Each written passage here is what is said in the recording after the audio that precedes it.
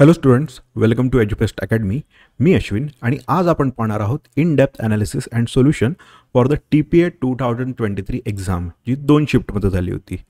आजच्या व्हिडिओमध्ये स्पेसिफिकली आपण फोकस करणार आहोत questions from subjects public health engineering, then water resources management, then project planning and management, then we will see some questions regarding environmental studies. Okay, तर या 4 ते 5 सब्जेक्टचे question एका शिफ्टमधले आपण आजच्या व्हिडिओमध्ये पाहू. उरलेले क्वेश्चन जे उरलेल्या शिफ्टमधले आहेत ते आपण या सिरीजमध्ये 3 ते 4 व्हिडिओज असणार आहेत, तर त्या पुढच्या व्हिडिओमध्ये आपण पाहू. So let start with question first. Okay, या व्हिडिओमध्ये येणारी क्वेश्चनची जी सिरीज आहे किंवा 1 to नंबर 3 दिसतील, तर त्या एक्झाममध्ये ज्या पोझिशनला ते क्वेश्चन्स आले होते तसे त्यांचे नंबरिंग आहेत. ऑलराईट, तर पाहू आपण पहिला question. The question is, the depression or recess made inside a wooden door frame to receive the door shutter is known as. Okay, तर याचं ना आन्सर सांगण्याआधी मी एक तुम्हाला हिंट देतो, क्लू देतो. दरवाजा बंद करत असताना जिथे आपल्या हाताची बोटं जायला नको याची काळजी आपण घेतो ना, त्या जागेबद्दल गोष्ट होत आहे. ओके, तर ती जागा कोणती आहे? रिबेट. एखाद्या डोअरला आपण जेव्हा फ्रेममध्ये रिसीव्ह करतो तर त्या डोअरची थिकनेस इतकंच काय राहतं, त्या फ्रेममध्ये एक रिसेस असते, एक डिप्रेशन असतं, म्हणजे तिथे खड्डा असतो सरळ सरळ त्या फ्रेममध्ये. ओके, तर रेक्टँग्युलर आपला डोअर आहे, तर त्या फ्रेममध्येच त्या डोअरच्या थिकनेस इतकंच काय असणार आहे? डिप्रेशन. म्हणजे तेवढा पोर्शन त्यातनं त्या फ्रेममधनं कट केलेला असेल, त्या पोर्शनला म्हटलं जातं rebate. Okay, see this is how rebate is. तर तुम्ही ते बघत असाल तर हा जो डोअरचा जो पॅनल आहे तो त्या डोअरच्या फ्रेममध्ये यायच्या डायरेक्शनने दाखवत आहेत. तर ते जे डिप्रेशन आहे, तो जो रिसेस तिथे आपण बनवला आहे, तो जो खड्डा तिथे बनवला आहे ना, तर इथे आपले बोटं गेले की काय होणार आहे? चेपणार आहेत. ओके, तर रिबेट ती जागा असते. रिबेटमध्ये काय होतं, तो दरवाजा येऊन काय होतो, त्या फ्रेममध्ये होऊन फ्लश होऊन जातो, म्हणजे एका लेवलला, एका लेअरला ते येऊन जाणार. Okay, so technically what we define rebate as the depression or recess made inside the wooden door frame to receive the door shutter. त्या डोअरच्या शटरला, त्या डोअरला रिसीव्ह करण्यासाठीची जी जागा असते फ्रेममधली, त्याला रिबेट असं म्हणतात. Alright, let's go to question next. Which of the following AutoCAD command is used to create lines of infinite length?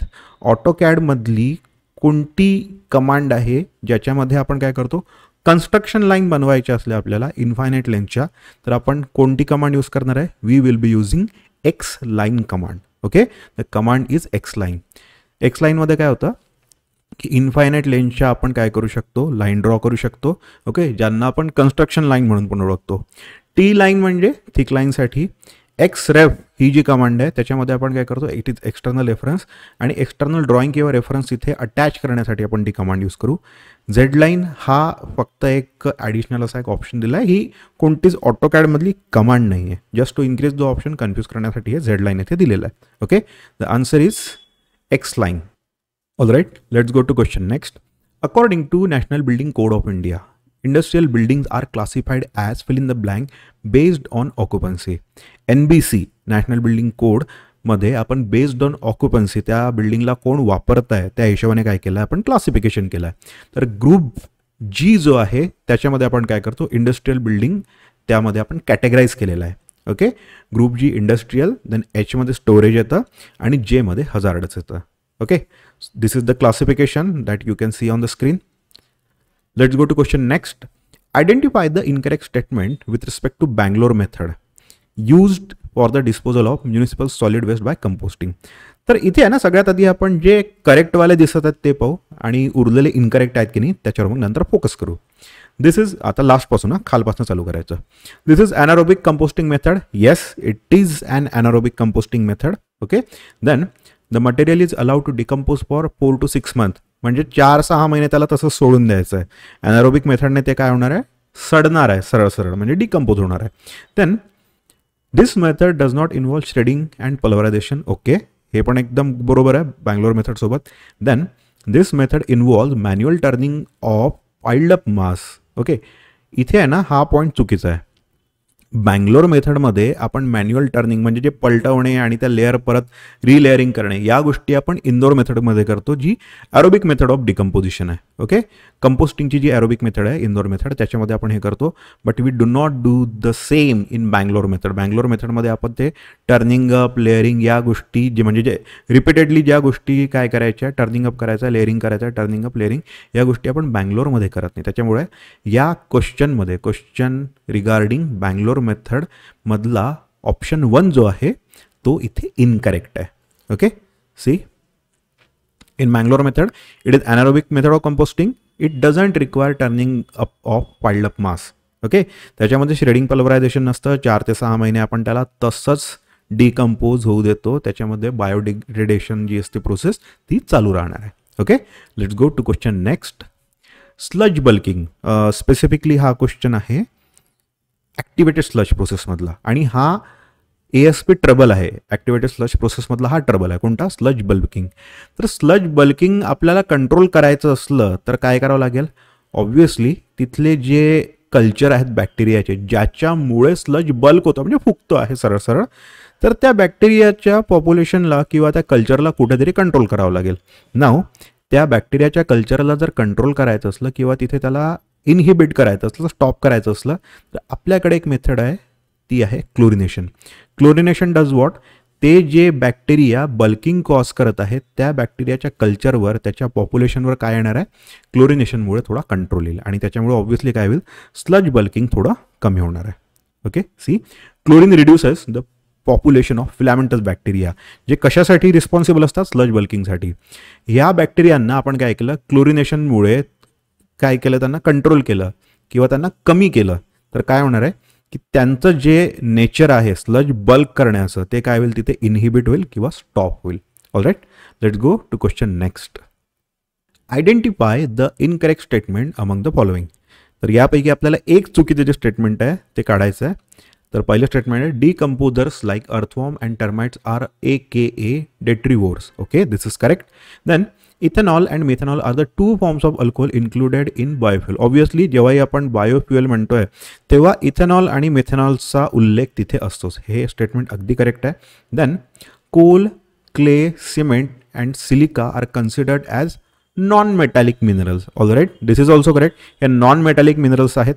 Then next point, next option is, next statement is mesosphere is a layer of atmosphere that contains ozone responsible for the absorption of UV light.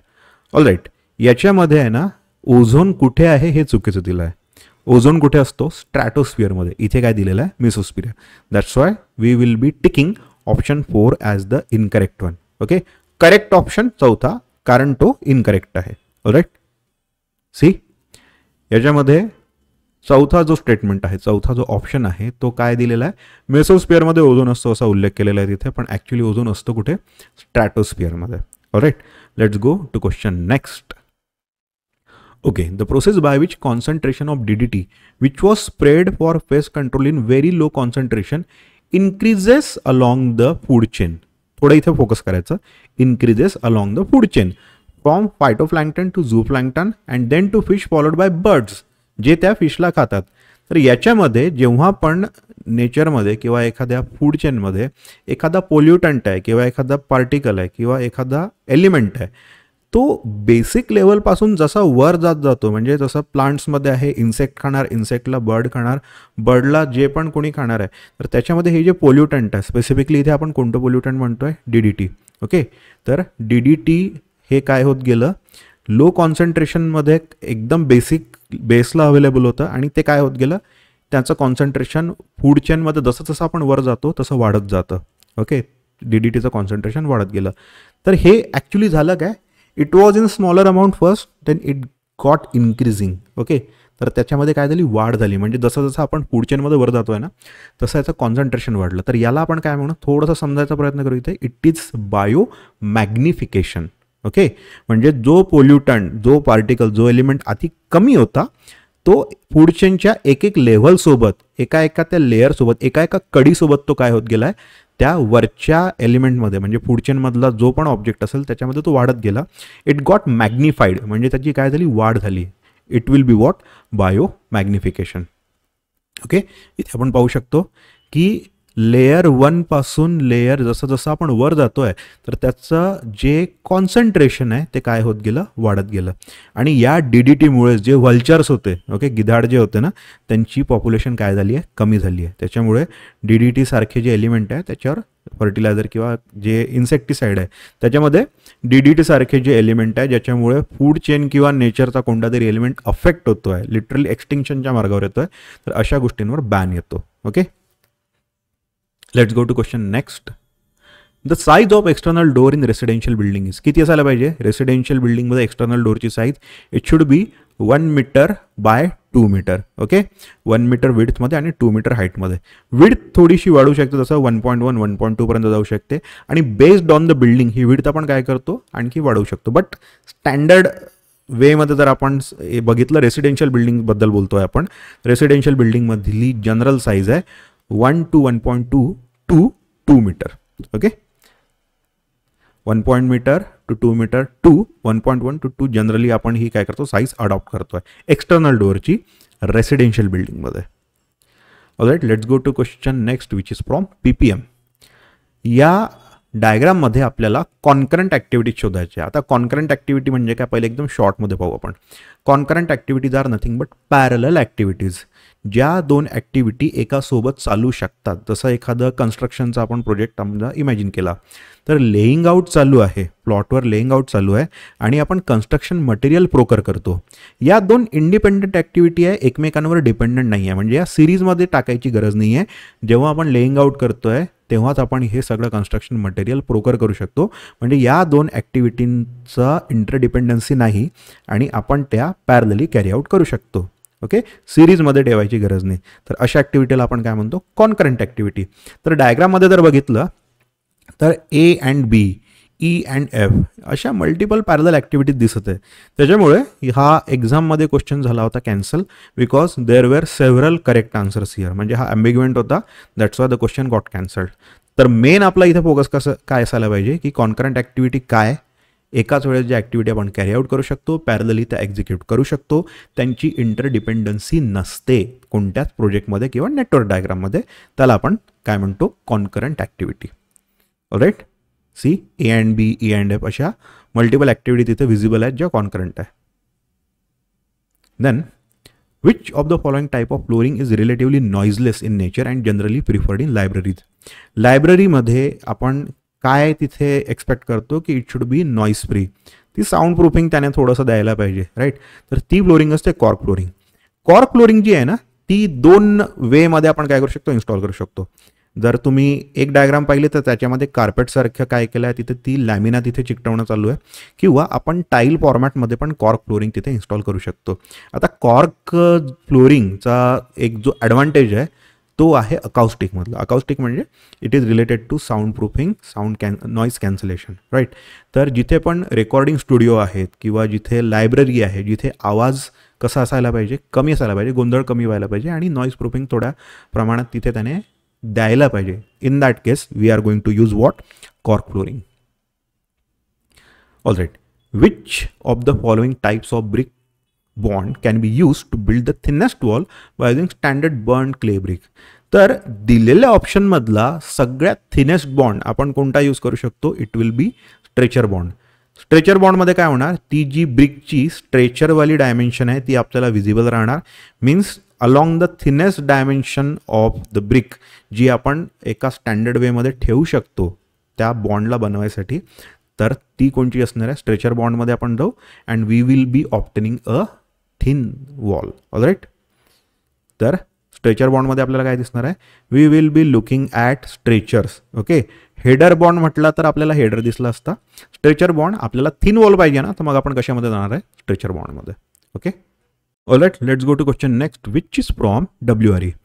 The discharge from an open well or a source of water can be determined by. तर open वेलमधलं आपल्याला discharge जर check करायचा असला, determine करायचा असला, तर आपण तिथे कॅरी आउट करू रिक्युपरेशन टेस्ट. तर रिक्युपरेशन टेस्टचा पर्पज काय, त्या ग्राउंड वॉटरची रिकव्हरी त्या वेलमध्ये, त्या सोर्स ऑफ वॉटरमध्ये कशी असते आणि त्याच्यामध्ये प्रोसिजर काय आपण करतो, वॉटर काय करतो, एक्स्ट्रॅक्ट करतो आणि त्या पाण्याची लेवल परत कशी फिलअप होते, ओके, परत ते पाणी कसं भरतं ते आपण तिथे काय करणार आहे, चेक करणार आहे. ओके, तर रिक्युपरेशन टेस्टमध्ये आपण काय करतोय, we will be determining the discharge of that source of water. Alright, let's go to question next. Mesosphere extend from around fill in the blank above the earth's surface to fill in the blank. Okay, तर ॲटमॉस्फिअरच्या ज्या layers आहेत TSMT असं लक्षात ठेवायचं. ट्रोपोस्फिअर, then मिझोस्फिअर, then स्ट्रॅटोस्फिअर, then थर्मोस्फिअर आणि त्याच्यानंतर येतो एक्झोस्फिअर. तर त्याच्या रेंजेस अशा लक्षात ठेवायच्या आहे. From 0 to 12 up to 20, it is going to be troposphere. From 12 or let's say 20 to 50, it is going to be stratosphere. Then from 50 to 80 or let's say 85, ही रेंज आहे. Okay, 50 to 80, 85, it is going to be the mesosphere. Then 80 पासून 700 किंवा 710 किंवा 690 अशा ranges असतात. Okay, up to 700 it will be thermo. आणि त्याच्या बाहेर अप टू 1000 किलोमीटर आपण काय जातो, we will say that it is exosphere. Okay, तर आपल्या इथे काय विचारलेलं आहे, mesosphere extend from around. Okay, मेझोस्फिअरसाठी जी रेंज काय आहे 50 to 80. ओके, ते 50 to 80 आहे, अप टू 85 म्हणजे मोस्ट करेक्ट ऑप्शन आपला कोणता असणार आहे, option 4, 50 to 85 kilometre. Alright, according to IS 3025 part 4, which of the following expression is correct to calculate the colour units of water. Colour units of water आपल्याला calculate करायचं असलं तर सरळ सरळ सिम्पल फॉर्म्युला आहे, it will be 50 into A divided by V. तर इथे A काय आहे, estimated colour of diluted sample and V will be the volume of sample taken for dilution in millilitres. Okay, this is snap from actual IS code itself. Okay, the formula is 50A divided by V. Okay, A म्हणजे काय, estimated colour of diluted sample आणि V म्हणजे काय, volume in ml of sample taken for dilution. Then question next, identify the type of window shown in the following figure. तर या विंडोला आपण louvred window म्हणतो. Okay, it is called a louvred window. आता lowered किंवा लोव्हर्स हे काय असतात, त्या खिडकीमध्ये किंवा त्या दरवाजामधले ते पॅनल असतं तिथे पण अशा स्ट्रीप असतात जे आपण काय करू शकतो, ॲडजस्ट करू शकतो. If we make it perfectly inclined, असं परफेक्ट त्याचं इन्क्लिनेशन असं 90 डिग्री किंवा 180 केलं तर पूर्ण आपल्याला विजन येतं. ओके, पूर्ण बाहेरची हवा आतमध्ये येणार. आपल्याला विजन रिस्ट्रिक्ट करायचं पण हवा येऊ द्यायची आहे, तर आपण काय करणार, त्याला असं 45च्या अँगलमध्ये आपण इन्क्लाइन करून ठेवू. ओके, ते लोव्हर्स काय करतो आपण, ॲडजस्ट करू शकतो. या विंडोमध्ये जे अशा पट्ट्या दिसतात छोट्या छोट्या छोट्या, these are nothing but louvres. They can be inclined with respect to requirement. त्याच्यामध्ये आपल्याला उजेड हवा असला किंवा हवा पाहिजे असली म्हणजे एअरफ्लो पाहिजे असला तर त्या हिशोबाने आपण त्याला इन्क्लाइन करू शकतो. विजनच्या हिशोबाने आपण काय करू शकतो, त्याला इन्क्लाइन करू शकतो. Right, it is nothing but a louvred window. Okay, it includes horizontal slats किंवा ज्याला ब्लेड्स म्हणतो. एअरफ्लो, विजन, प्रायव्हसी या सगळ्या गोष्टी आपण काय करू शकतो, त्या इन्क्लिनेशन वाईज ॲडजस्ट करू शकतो. Alright, question next, identify the correct option by considering the below statement with respect to ground water. Statement A काय आहे, perch aquifer is a special type of confine aquifer. Okay, this seems to be wrong. चला statement B पाहू. Artesian aquifer is the one in which groundwater is confined under greater pressure than atmospheric pressure. Alright, artesian aquifer जो असतो ना तो atmospheric प्रेशरपेक्षा त्याच्या आतमध्ये जास्ती pressure असते, कारण त्याला जेव्हाही तुम्ही ओपन केलं किंवा त्याला तुम्ही पेनेट्रेट केलं तर त्याच्यामधनं पाणी आहे ना एकदम झऱ्यासारखं एकदम उसळून बाहेर येतं. तर statement B is right. But when we are talking about perch aquifer तर हा special type of confine aquifer नसतो. Okay, see, a perch aquifer is not a type of confined aquifer. It is an unconfined aquifer that is found above a regional aquifer and is separated from it by a layer of impermeable material. आणि आपण जो artesian पाहिला तर त्याच्यामध्ये atmospheric प्रेशरपेक्षा जास्ती प्रेशरमध्ये काय असतं, पाणी असतं, ज्याला ओपन केल्यावर काय येतं, ते पाणी असं स्प्रिंगसारखं असं झऱ्यासारखं एकदम उसळून बाहेर येतं. ओके, तर आपलं ऑप्शन काय असायला पाहिजे, the correct option here is 1. Statement B is correct, A is incorrect. पहिले मार्क करून घ्यायचं कोणतं करेक्ट आहे इनकरेक्ट आणि त्याच्यानंतर मग तो ऑप्शन जाऊन तिथे टिक करायचा. Then question, which of the following command is use in AutoCAD to create parallel lines to existing straight line. Existing ज्या लाईन्स आहेत त्याला पॅरलल एक्झॅक्ट काढायचं असलं तर आपण तिथे काय यूज करतो, we directly use what, offset. Offset केलं तर असलेलं जे डिझाईन आहे लाईनचं ते परत तसाच्या तसं पॅरलली काय होतं, एका स्पेसिफिक डिस्टन्समध्ये आपण काय करू शकतो, रिप्लिकेट करू शकतो. ओके, लाईक दिस. ऑब्जेक्ट होता आणि त्यालाच आपण ऑफसेट कमांड यूज केली, तर त्याच ऑब्जेक्ट सारखाच पॅरलल ऑब्जेक्ट तिथे काय झाला आहे, क्रिएट झाला आहे. Okay, this is nothing but offset command in AutoCAD. Then which of the following keys is used to toggle text screen in AutoCAD? The screen that we use is F2. F2 use केल्यानंतर काय होतं, screen toggle होतं text screen सोबत. Okay, F2 opens or closes the text screen which displays a history of command or messages. F1 मध्ये काय होतं, help screen येतं. F3 toggle करतं ओ स्नॅपला किंवा ऑब्जेक्ट स्नॅप फंक्शनला. F4 3D ऑब्जेक्ट स्नॅपला काय करतं, टॉगल करतं. Then we have to calculate the sum of interior angles of a hexagon. तर कोणत्याही पॉलिगॉनचा जर आपल्याला काय करायचं आहे, इंटेरियर अँगलची सम टोटल काढायची आहे, तर त्याच्यासाठी युनिव्हर्सल फॉर्म्युला आहे विच इज n-2 × 180. ओके, हे कशावरनं लक्षात ठेवायचं, n-2 × 180 ट्रायंगलसाठी. ओके, ट्रायंगलची सम आपल्याला माहिती असते किती असते, 180. n-2 3-2 × 180 1 × 180 इज 180 डिग्री, ते ट्रायंगलची असते. पॉलिगॉनसाठी universal formula n-2 × 180 where n stands for number of sides of that polygon. तर आपल्याकडे कोणता आहे इथे, हेक्झागॉन. हेक्झागॉनच्या साईड किती असतात, 6. तर 6-2 × 180 म्हणजे 4 × 180 18×72. ओके, तर 720 डिग्री आपल्याकडे काय आलं आहे, इथे आन्सर आला आहे. Alright, so that's it for the video. I will see you in next one. Till then take care. Bye bye.